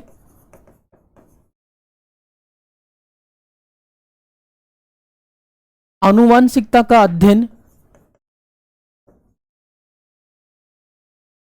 क्या कहलाता है, तो जेनेटिक्स कहलाता है। जेनेटिक्स। यह प्रश्न भी पूछा जा सकता है कि आनुवांशिकता का अध्ययन, या हो सकता है कि यहां पे दूसरा नाम लिखा हो कि वंशानुक्रम का वंशानुक्रम का अध्ययन जो होता है उसको क्या कहा जाता है, तो उसको जेनेटिक्स कहा जाता है। ठीक है, अब ये तो बात हो गई अनुवांशिकता की। अब आनुवांशिकता से संबंधित एक जो विशेष बात है उसके बारे में भी हम थोड़ी चर्चा करते हैं कि व्यक्ति जो होता है वो आनुवांशिक रूप से तो माता पिता या यूं हम कहें कि अपने पूर्वजों से समानता रखता है, परंतु कभी कभार ऐसा होता है कि जो संतान जो होती है या जो बच्चे जो होते हैं वो माता पिता से समानता तो रखते हैं, परंतु कभी कभार जो होता है उनमें व्यक्तिगत विभिन्नताएं या कुछ विषमताएं पाई जाती हैं। जैसे अगर हम बात करें कि एक माता पिता जो है उनका स्वभाव जो होता है वो शांत तरीके से है, परंतु उनके बच्चे जो हैं वो चिड़चिड़े स्वभाव के हैं। अब जो चिड़चिड़ा स्वभाव है वो उनके माता पिता का नहीं है, तो वो माता पिता और बच्चों में एक क्या आ गई, विषमता आ गई। या इसको हम ऐसे समझ सकते हैं कि माता पिता जो है उनकी हाइट जो है वो क्या है, प्रत्यक्ष रूप से कम है, परंतु बच्चों में ये देखने को मिल रहा है कि उनकी जो हाइट है वो क्या है, ज्यादा है। तो ये क्या है, ये एक विषमता है। अब ये विषमता कैसे आती है, तो जब क्या होता है कि जीन जो होते हैं वो जब एक दूसरे के साथ में संयोजित हो रहे हों, जब मिल रहे होते हैं, उस समय उनके जो संयोजन का क्रम है अगर वो थोड़ा अलग अलग हो जाए, या यूं हम कहें कि जब जीन संयोजित हो रहे हैं तो उस समय जो होता है कुछ वातावरणीय कारक जो होते हैं वो अगर उसको प्रत्यक्ष रूप से प्रभावित करते हैं, जीनों के संयोजन को अगर प्रत्यक्ष रूप से प्रभावित करते हैं, तो हमें क्या होता है, इस प्रकार की जो विभिन्नताएं हैं वो हमें देखने को मिलती हैं। जैसे अगर हम बात करें कि जीनों का संयोजन हो रहा है और उस संयोजन के दौरान सीक्वेंस जो है वो जीनों की थोड़ी अलग अलग हो गई, तो क्या आ जाती है, व्यक्तिगत विभिन्नता आ जाती है या व्यक्तिगत विषमता आ जाती है। या यूं हम कहें कि व्यक्ति जो होता है उस पर कुछ वातावरणीय कारक, पर्यावरणीय कारक जो होते हैं, जैसे ज्यादा तापमान होना, कम तापमान होना, ऑक्सीजन की कमी होना, कुछ वातावरणीय जो कारक हैं, भौगोलिक जो कारक हैं, वो जो होते हैं वो जीनों के संयोजन को जब प्रभावित कर देते हैं, तब क्या आ जाती हैं, व्यक्तियों में व्यक्तिगत विभिन्नताएं आ जाती हैं। बात करते हैं इसके बारे में, चर्चा करते हैं कि कुछ संतानें जो होती हैं वो माता पिता में तो मिलती हैं, परंतु उसमें उनमें क्या होता है, कुछ विशेष विषमताएं देखने को मिल जाती हैं।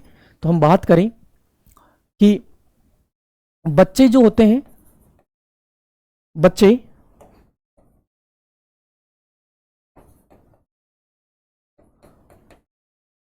माता पिता से गुणों में समानता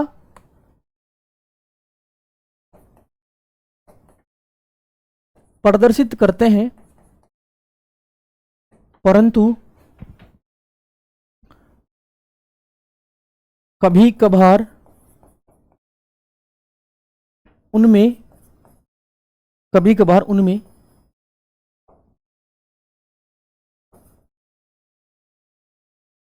व्यक्तिगत विषमताएं या विभिन्नताएं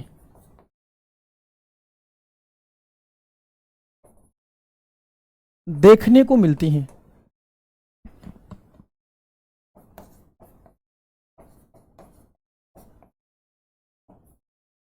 जैसे अगर हम इसको समझना चाहें तो कुछ इस तरीके से समझ सकते हैं कि माता पिता जो हैं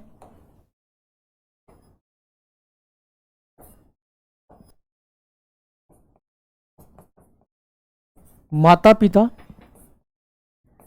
की लंबाई प्रत्यक्ष रूप से कम है, परंतु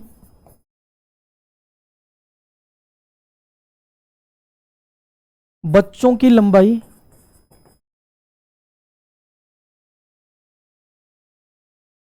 अधिक है। ऐसा क्यों होता है कि व्यक्तिगत विभिन्नताएं क्यों पाई जाती हैं? तो इसका प्रमुख कारण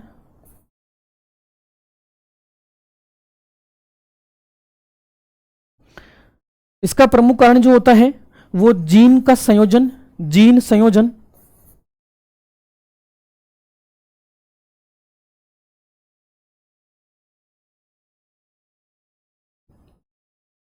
जीन संयोजन में उत्पन्न विषमताएं,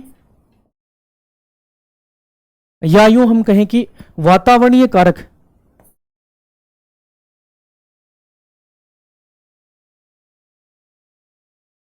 वातावरणीय कारक जो होते हैं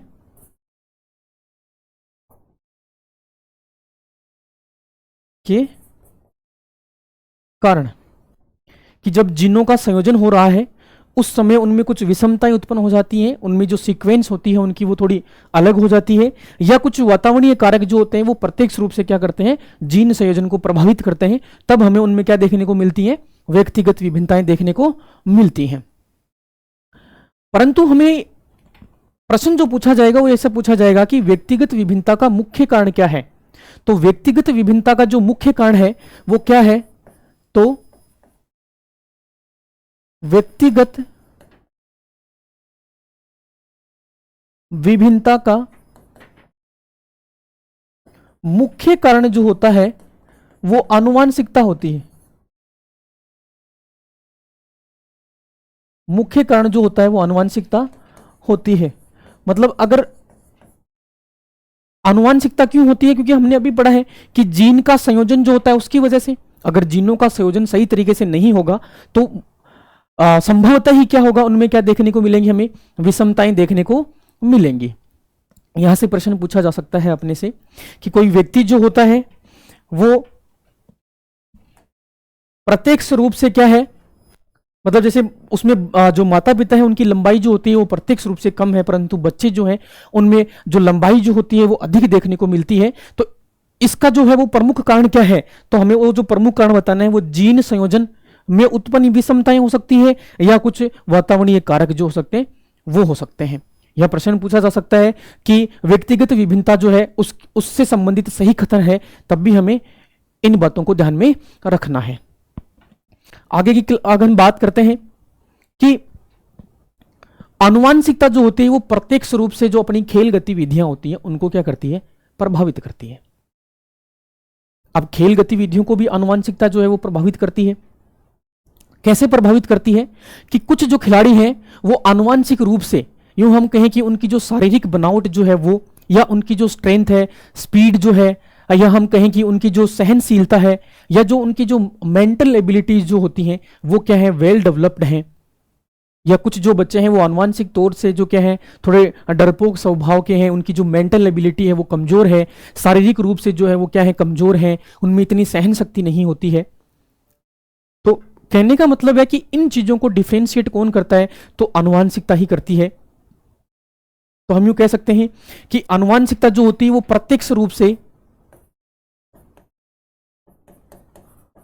आनुवंशिकता जो होती है वो खेल गतिविधियों को, ये याद रखना हमें पूछा जा सकता है कि आनुवंशिकता जो होती है वो खेल गतिविधियों को क्या करती है, प्रत्यक्ष रूप से,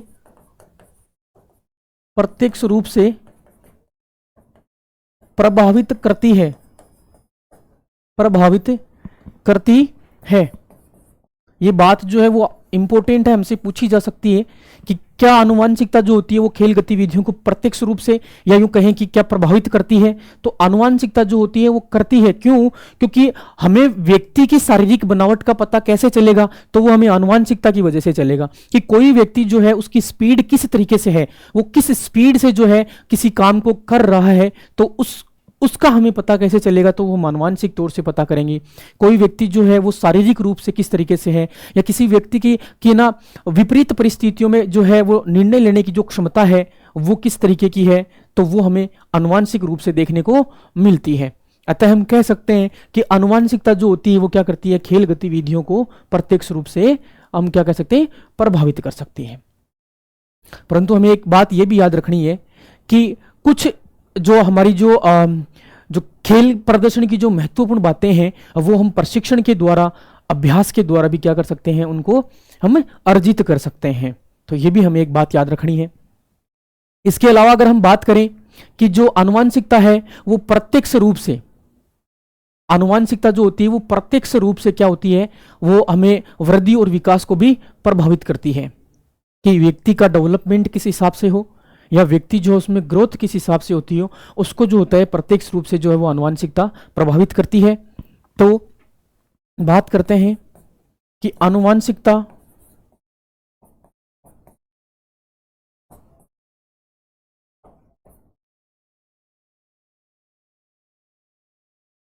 वृद्धि और विकास को प्रत्यक्ष रूप से प्रभावित करती है, कि वृद्धि और विकास जो होती है, ग्रोथ और डेवलपमेंट जो होता है, उसको भी क्या करती है, आनुवांशिकता जो है वो प्रभावित करती है। इसके अलावा अगर हमें आनुवांशिकता का पता लगाना है या आनुवांशिकता की जांच करनी है, तो आनुवांशिकता के लिए कौन सा टेस्ट किया जाता है, प्रश्न पूछा जा सकता है कि आनुवांशिकता की जांच करने के लिए, या हम यूं कहें कि जो है वो माता पिता से बच्चों में जो कैरेक्टर स्थानांतरित होते हैं उनके बारे में हमें पता करना है, जांच करनी है, तो कौन सा टेस्ट जो है हम काम में लेते हैं, तो वो डीएनए टेस्ट होता है। और डीएनए टेस्ट के द्वारा जो होता है वो क्या होता है, आनुवांशिकता का पता लगाया जा सकता है। तो एक विशेष बात यह भी है कि आनुवांशिकता की जांच जो होती है, आनुवांशिकता की जांच जो होती है वो डीएनए टेस्ट के द्वारा होती है। DNA, deoxy nucleic acid, deoxy ribonucleic acid test द्वारा की जाती है।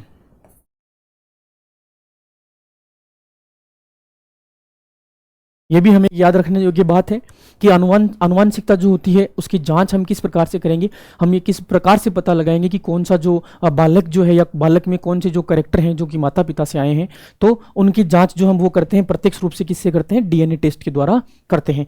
एक जो प्रमुख प्रश्न बनता है यहाँ से, जो बनने की संभावना है, वो प्रश्न ये बनता है कि आनुवांशिकता की धरोहर किसे कहा जाता है।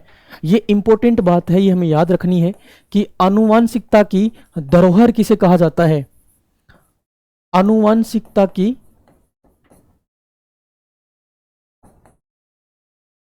धरोहर किसे कहा जाता है, धरोहर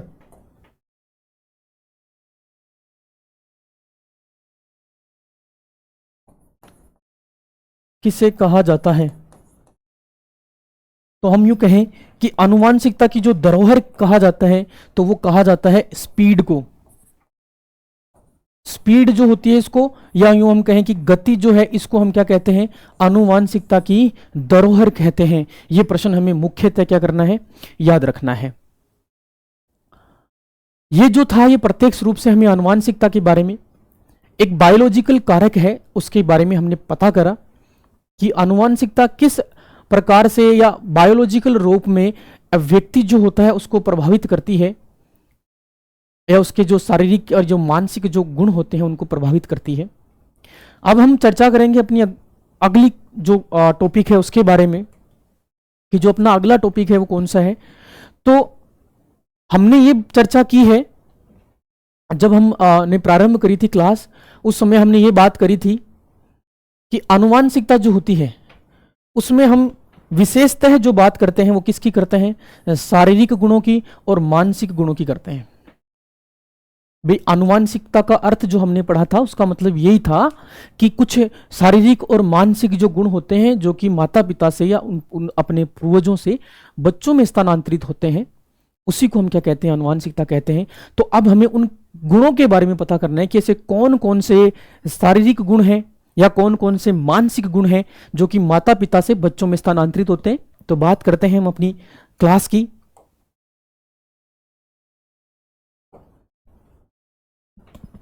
कि मुख्यतः कौन कौन से गुण जो होते हैं वो मनुष्य में एक पीढ़ी से दूसरी पीढ़ी में स्थानांतरित होते हैं। तो हम बात करें कि मनुष्य में एक पीढ़ी से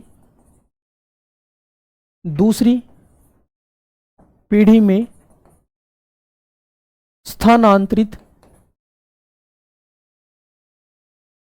होने वाले गुण, या यूं हम कहें कि लक्षण, कि कौन कौन से लक्षण जो होते हैं वो मनुष्य में स्थानांतरित होते हैं। तो हमने विशेषता इनके बारे में चर्चा करी है कि एक तो कौन से गुण होते हैं, शारीरिक गुण जो होते हैं वो मनुष्य में एक पीढ़ी से दूसरी पीढ़ी में स्थानांतरित होते हैं, और एक जो होते हैं वो होते हैं अपने मानसिक जो गुण होते हैं, कि मेंटल जो गुण हैं वो कौन कौन से हैं। जैसे अगर हम बात करें कि शारीरिक गुण कौन से हो सकते हैं, तो हमने चर्चा करी थी कि आंख का रंग जो होता है वो एक शारीरिक गुण होता है, बालों का कलर जो होता है वो एक शारीरिक रंग होता है या शारीरिक गुण होता है। इसी के अलावा हम बात करें कि बाल जो होते हैं उनकी बनावट जो होती है, कि घुंघराले बाल हैं कि सीधे बाल हैं, या चेहरे पे जो डिंपल पड़ना जो होता है वो, शरीर की लंबाई जो होती है वो, ये कुछ शारीरिक गुण हैं जो कि माता पिता से बच्चों में क्या होते हैं, स्थानांतरित होते हैं। तो हमें उनकी चर्चा करनी है। इसके अलावा हम बात करें कि मानसिक कौन कौन से होते हैं, तो हम यूँ कहें कि बच्चों का स्वभाव कैसा हो, उनकी मनोदशा कैसी होती है, कि किसी भी चीज़ को लेके या वो शांत स्वभाव के होते हैं या वो चिड़चिड़े जो स्वभाव होता है वैसे होते हैं। तो कुछ मानसिक गुण भी हैं जो कि माता पिता से बच्चों में आते हैं, और कुछ शारीरिक गुण भी हैं जो माता पिता से बच्चों में आते हैं। तो हमें उनकी चर्चा करनी है। बात करते हैं सबसे पहले हम शारीरिक गुणों की, कि शारीरिक गुण कौन कौन से हैं जो कि माता पिता से बच्चों में आते हैं। तो शारीरिक गुण, और हम शारीरिक गुण की बात करते हैं तो इसमें सबसे पहले जो गुण माता पिता से बच्चों में जो गुण स्थानांतरित होते हैं तो वो होते हैं चेहरे और त्वचा जो होती है उसके कुछ गुण होते हैं। तो चेहरे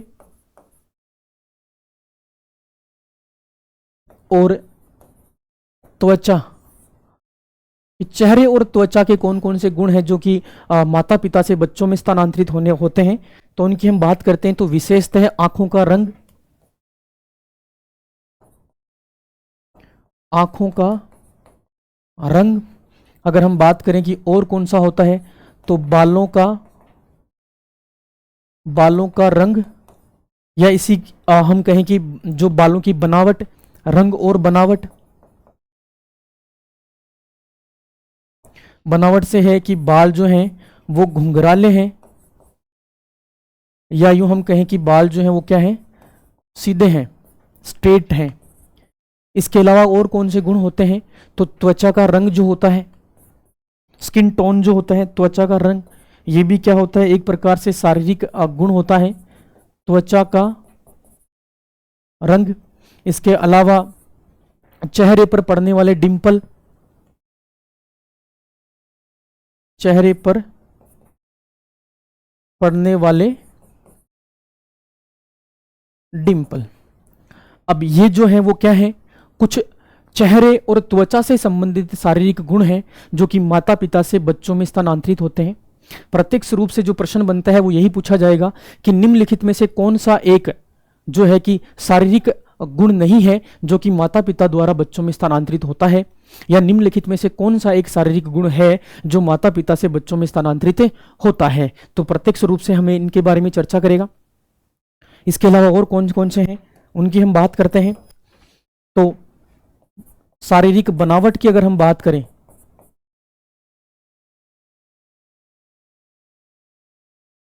कि शारीरिक बनावट जो होती है वो किस तरीके की होती है, तो अगर हम बात करें कि शारीरिक बनावट में हम लंबाई की बात कर सकते हैं, नाक जो होता है उसका आकार कर सकते हैं, होठ जो होते हैं उनकी बनावट, या यूं हम कहें कि जो हाथों की जो उंगलियां होती हैं इनकी जो लंबाई होती है वो भी जो होती है वो प्रत्यक्ष रूप से क्या होता है, एक शारीरिक गुण होता है जो कि माता पिता से किसमें देखने को मिलता है, बच्चों में देखने को मिलता है। तो शारीरिक गुण कौन कौन से हैं, तो हम यूं कहें कि शरीर की लंबाई, या यूं हम कहें कि शारीरिक लंबाई,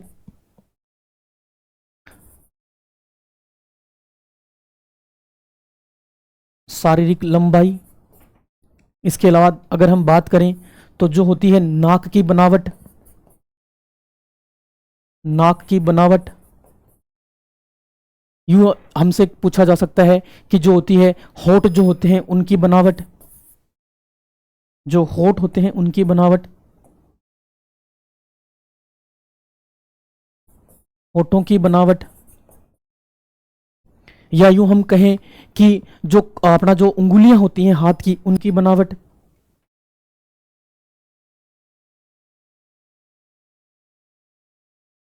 विशेषतः हाथ की जो अंगुलियां होती हैं उनकी बनावट।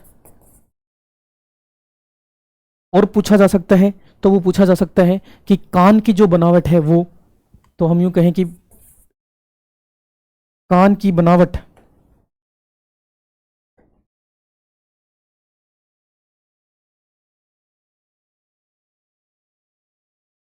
ये जो है वो क्या है, कुछ शारीरिक बनावट के जो लक्षण हैं जो कि माता पिता से बच्चों में स्थानांतरित हो सकते हैं, माता पिता से बच्चों में स्थानांतरित होने की संभावना रहती है। इसके अलावा और कौन कौन से हैं, तो हम बात करें रक्त समूह की।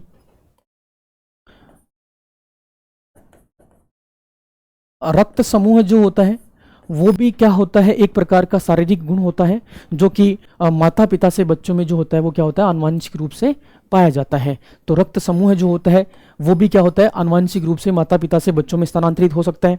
इसके अलावा और कौन कौन से हो सकते हैं, तो अगर हम बात करें कि कुछ बीमारियां जो होती हैं, स्वास्थ्य संबंधित जो चीजें होती हैं वो भी क्या होती हैं, माता पिता से बच्चों में स्थानांतरित हो सकती हैं। तो हम यूं बात करें कि स्वास्थ्य संबंधित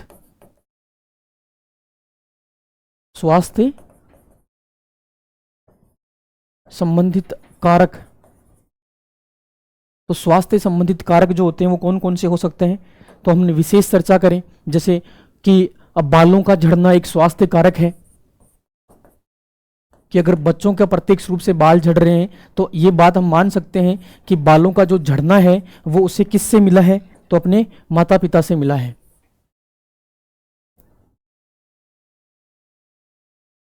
बालों का झड़ना। दूसरा अगर हम कहें कि जो है चश्मा लगाना,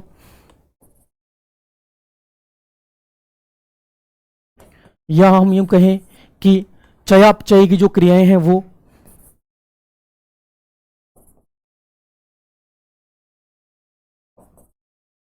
चयापचय की क्रियाएं हैं वो भी क्या है, एक तरीके से जिसको हम मेटाबॉलिज्म बोलते हैं, बॉडी का जो मेटाबॉलिज्म है वो भी क्या है, एक तरीके का शारीरिक गुण होता है जो कि माता पिता से बच्चों में स्थानांतरित होता है।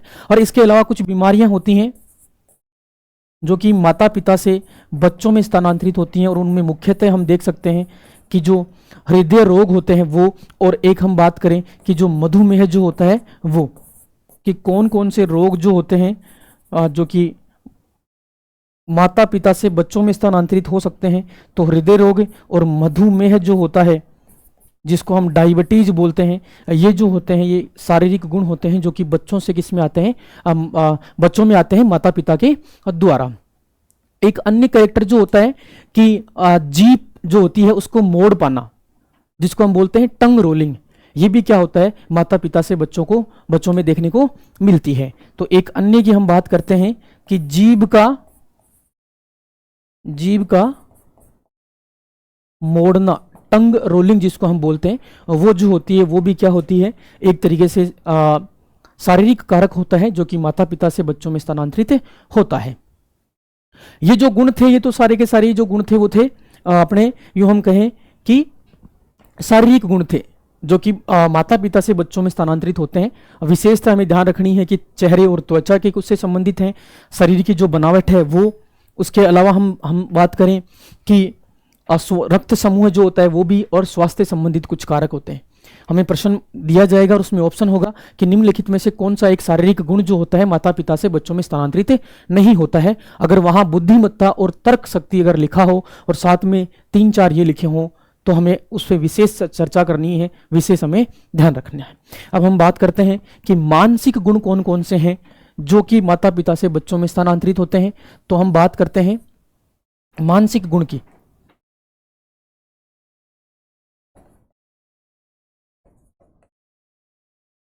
मानसिक गुण कौन कौन से हैं जो कि माता पिता में से बच्चों में स्थानांतरित होते हैं। तो मानसिक गुण में हम विशेष चर्चा करें तो सबसे पहला जो आता है वो आता है बुद्धिमत्ता और तर्क शक्ति, जो उसकी जो लॉजिकल कैपेसिटी है वो, और उसकी जो इंटेलिजेंस है वो जो होता है, वो जो बच्चे में जो आता है वो माता पिता के द्वारा ही आता है। तो हम बात करते हैं बुद्धिमत्ता और तर्क शक्ति। बुद्धिमत्ता और तर्क शक्ति जो है वो एक प्रकार का मानसिक गुण होता है जो कि माता पिता से बच्चों में स्थानांतरण होता है या स्थानांतरित होता है। इसमें क्या होता है कि जो भी बच्चे की सोचने समझने की जो क्षमता होती है या समस्या समाधान करने की जो क्षमताएं होती हैं, वो माता पिता जो होते हैं उनके जो जीन्स होते हैं वो प्रत्यक्ष रूप से उसको प्रभावित करते हैं। कहने का मतलब है कि जिस प्रकार से माता पिता जो होते हैं वो उन सिचुएशंस को हैंडल करते हैं, उन समस्याओं को सुलझाने का जो काम करते हैं, ठीक उसी प्रकार से जो बच्चे होते हैं वो भी क्या करते हैं, उसको प्रॉब्लम को सुलझाने का काम करते हैं। अगर इसके अलावा और जो हमसे पूछा जाएगा कि और कौन कौन से कारक हो सकते हैं, तो हम बात करेंगे स्वभाव और मनोदशा। स्वभाव और मनोदशा का मतलब होता है कि जो बच्चे होते हैं उनका स्वभाव किस तरीके से होता है, वो किस तरीके से अपने से बड़े जो होते हैं उनसे बातचीत करता है। स्वभाव और मनोदशा।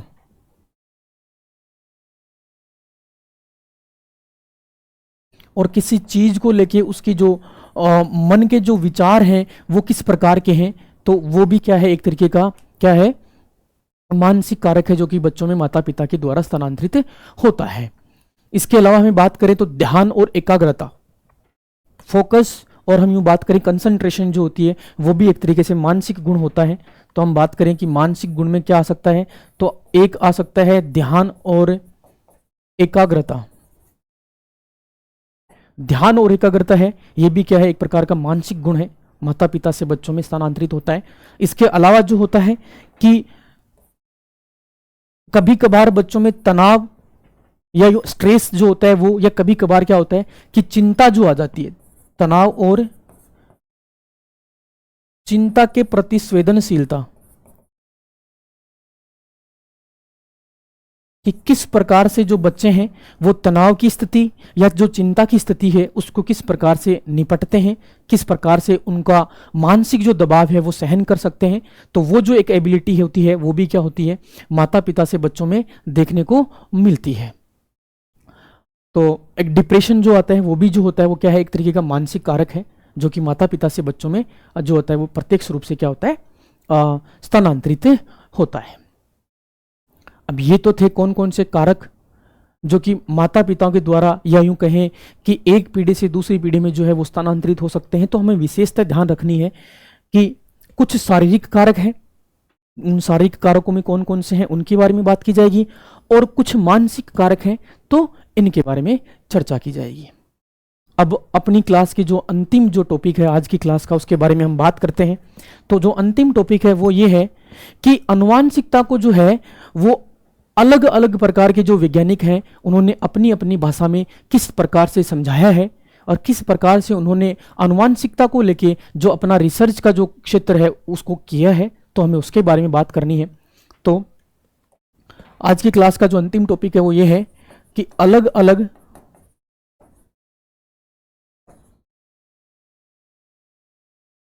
वैज्ञानिकों की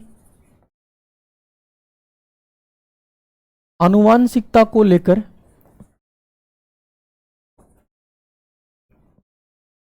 मत क्या है, या यूं हम कहें कि परिभाषाएं कौन कौन सी हैं, कि कौन कौन से वैज्ञानिक जो हैं इन्होंने आनुवांशिकता को किस किस तरीके से समझाने की कोशिश करी है। हम बात करें अपने मूल रूप से एक भारतीय वैज्ञानिक है जिनका नाम है बी एन झा। अब बी एन झा जो है वो मूल रूप से भारतीय हैं। इन्होंने आनुवांशिकता को लेके जो है वो ये कहा है कि वंशानुक्रम या जो आनुवांशिकता जो होती है वो व्यक्ति की जन्मजात योग्यता का पूर्ण योग होता है। तो यूं हम कहें कि बी एन झा का जो कथन है वो कौन सा है, तो सबसे पहले व्यक्ति हैं बी एन झा। ये जो है मूल रूप से क्या है, भारतीय हैं, मूल रूप से भारतीय है, ठीक है। अब इन्होंने आनुवांशिकता को लेकर क्या कहा है, इन्होंने कहा है कि जो वंशानुक्रम है या आनुवांशिकता जो होती है वो व्यक्ति की जन्मजात योग्यता जो होती है उसका पूर्ण योग होता है। तो वंशानुक्रम जो होता है वो व्यक्ति की जन्मजात योग्यता का पूर्ण योग होता है। योग्यता का पूर्ण योग होता है। ये जो कथन है वो किसके द्वारा कहा गया है? तो ये जो है वो बी.एन. झा के द्वारा कहा गया है। प्रत्यक्ष रूप से पूछा जाता है कि बी.एन. झा जो है वो किस देश से संबंधित है, तो वो भारतीय देश से संबंधित है और ये साइकोलॉजिस्ट हैं। इन्होंने साइकोलॉजी जो है उसमें विशेष योगदान दिए हैं और इनका जो है वो आनुवांशिकता को लेके एक जो मत है जो कि बहुत ज़्यादा प्रचलित है वो ये है कि इन्होंने आनुवांशिकता के बारे में बताया है कि जो आनुवांशिकता होती है वो व्यक्ति की जन्मजात योग्यताएं होती हैं, उन्हीं को हम क्या कहते हैं? आनुवांशिकता कहते हैं। कि अर्थात जो व्यक्ति जो होता है जन्म से जिन योग्यताओं को लेके जन्मता है या जन्म के समय व्यक्ति में जो योग्यताएं होती हैं वही जो होती है उसकी आनुवांशिकता होती है। इसके अलावा अगर हम बात करें कि एक व्यक्ति है जो है जिसका नाम है जिसबर्ट, अगला जो अपना व्यक्तित्व है उसका नाम है जिसबर्ट। ये मूल रूप से जो है वो वैज्ञानिक है, अमेरिकी वैज्ञानिक है, सॉरी, कि मूल रूप से क्या है? अमेरिकी वैज्ञानिक है। और इन्होंने ये कहा है कि अनुवांशिकता जो होती है या वंशानुक्रम जो होता है, वंशानुक्रम जो होता है उसमें उसके अंतर्गत जो होता है माता पिता द्वारा संतानों को जैविकीय और मनोवैज्ञानिक जो विशेषताएं होती हैं वो जो स्थानांतरित होती हैं उनको क्या करता है? सूचित करता है। कहने का मतलब है कि वंशानुक्रम जो होता है वो माता पिता से बच्चों में स्थानांतरित होने वाली कुछ जैविकीय मनोवैज्ञानिक विशेषताएं हैं उनको सूचित करता है। बात करते हैं कि इन्होंने क्या कहा है कि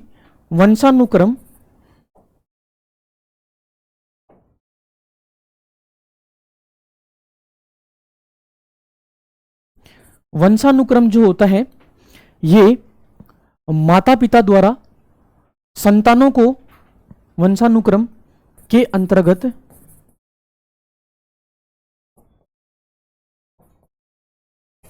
माता पिता द्वारा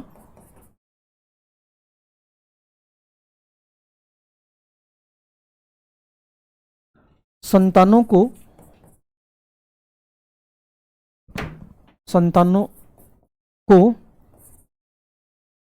जैविकीय मनोवैज्ञानिक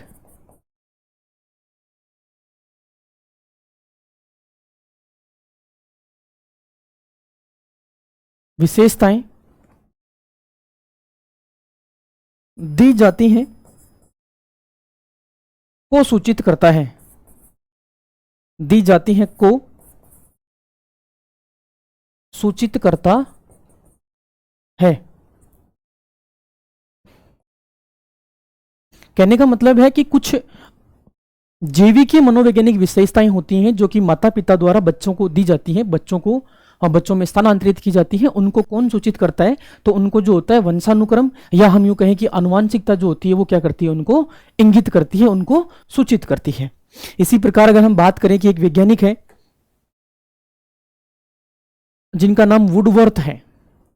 वुडवर्थ जो है वो जिन्होंने ट्रायल एंड जो एरर थ्योरी है उसका जो प्रतिपादन किया था, साइकोलॉजी जो है उसके जो जनक कहे जाते हैं, उन्होंने भी क्या है आनुवांशिकता को लेके जो है वो अपनी कुछ मत प्रस्तुत किए हैं, अपनी जो परिभाषा प्रस्तुत की है उसके बारे में हम चर्चा करते हैं। तो जो अपने जो अगले जो वैज्ञानिक हैं जिनको हम क्या बोलते हैं?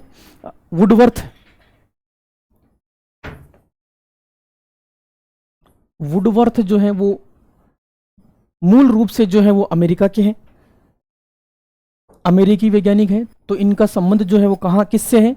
तो इनका संबंध जो है वो अमेरिका से है।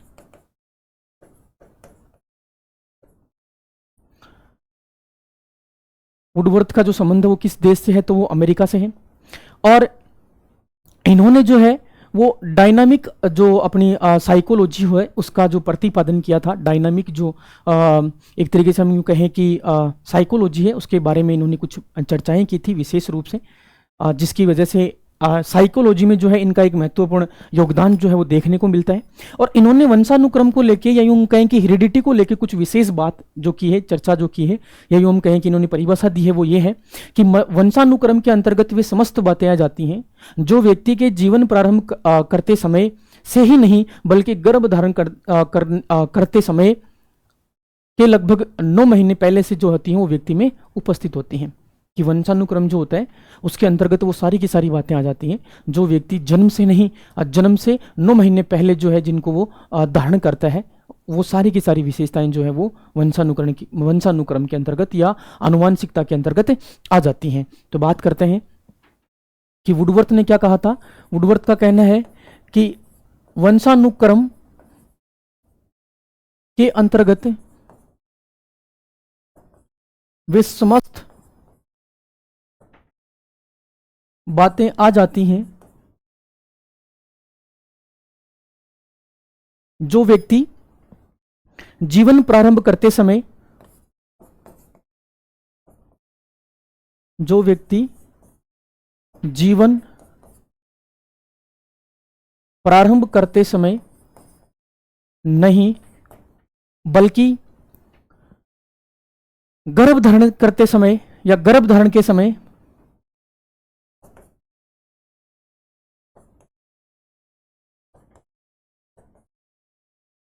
गर्भ धारण के समय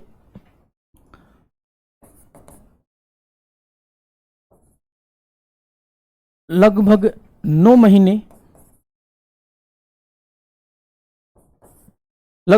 महीने पहले से ही वो व्यक्ति में उपस्थित होती हैं। 9 महीने पहले से व्यक्ति में उपस्थित होती हैं।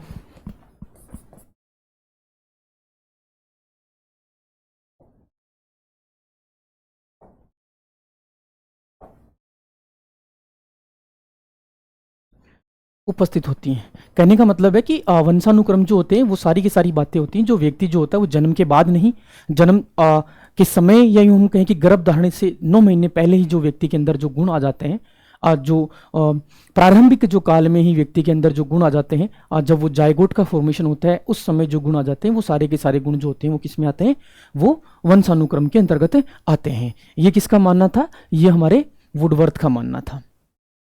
इसके अलावा एक जो व्यक्ति हैं जिनको हम डगलस और हॉलैंड के नाम से जानते हैं, और डगलस और हॉलैंड जो है उनका ही मानना है कि वंशाक्रम जो होता है उसमें व्यक्ति जो होता है उसकी समस्त शारीरिक बनावट जो आती है वो भी आ जाती है, उसकी शारीरिक विशेषताएं आ जाती हैं, कार्य क्षमताएं आ जाती हैं, वो सारी की सारी जो अपने वह वो अपने पूर्वजों से प्राप्त करता है उन सभी को क्या कर लेते हैं हम एक जगह समावेशित कर लेते हैं। कहने का तात्पर्य है कि वंशानुक्रम के अंदर व्यक्ति की शारीरिक बनावट, व्यक्ति की शारीरिक क्षमताएं, कार्य प्रणाली सारी की सारी जो है वो समाविष्ट होती हैं जो वह अपने माता पिता या अपने पूर्वजों से क्या करता है, प्राप्त करता है।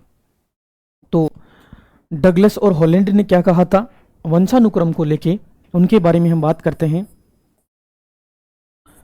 डगलस और हॉलैंड,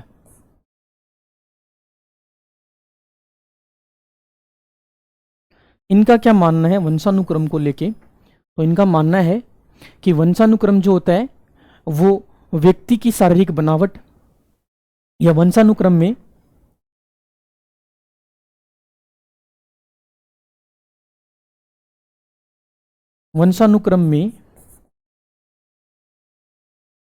व्यक्ति की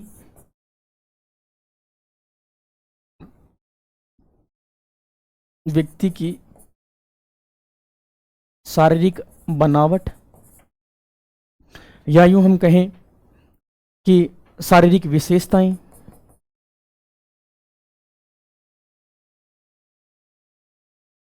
या कार्य प्रणाली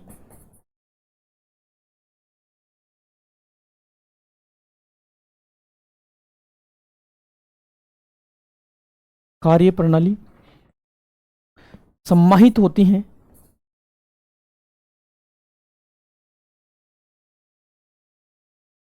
जिनको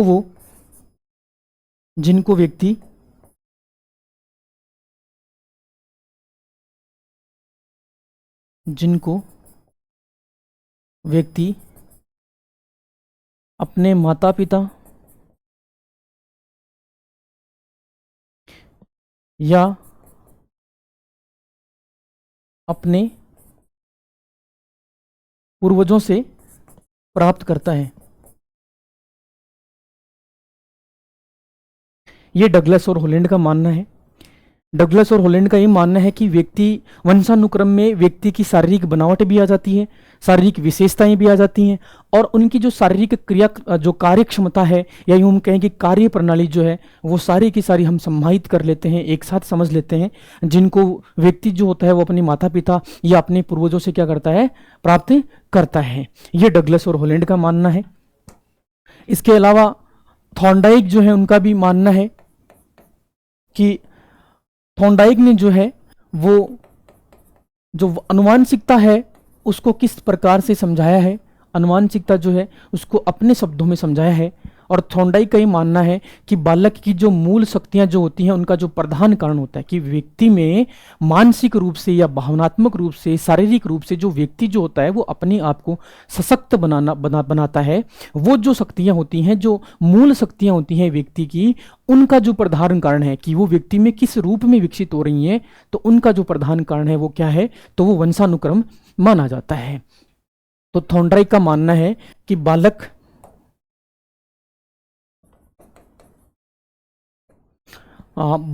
की जो मूल शक्तियां हैं, बालक की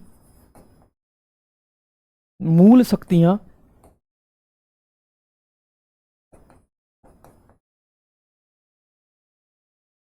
बालक की जो मूल शक्तियां जो होती हैं उनका जो प्रधान कारण है, या जो बालक की मूल शक्तियां जो विकसित होती हैं उनका जो प्रधान कारण है, मूल शक्तियों का प्रधान कारण वंशानुक्रम या आनुवांशिकता है। वंशानुक्रम या आनुवांशिकता है, यह हमें विशेषता याद रखनी है। यह कथन किसका है, तो ये थॉर्नडाइक ने कहा था। और थॉर्नडाइक का ये मानना है कि बालक में कुछ मूल शक्तियां जो होती हैं, जिसमें हमने अभी बात करी है कि भावनात्मक रूप से सशक्त होना, शारीरिक रूप से सशक्त होना, सामाजिक रूप से सशक्त होना, ये जो कुछ मूल शक्तियां हैं जो कि बालक में विकसित होती हैं, और ये जो विकसित होती हैं उनका जो प्रमुख कारण है जो वो क्या है, तो वो है वंशानुक्रम। और एक अंतिम जो अपने वैज्ञानिक हैं जिनको हम रूथ बेनेडिक्ट बोलते हैं, उनका क्या मानना है, उन्होंने अपनी भाषा में किस तरीके से जो है वो आनुवांशिकता को समझाया है, तो उनकी हम बात करते हैं। रूथ बेनेडिक्ट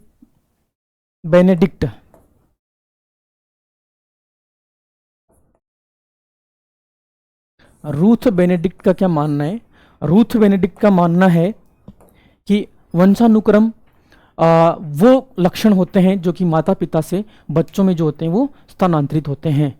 तो इनका क्या मानना है कि माता पिता से संतानों, या हम कहें कि बच्चों में स्थानांतरित होने वाले लक्षण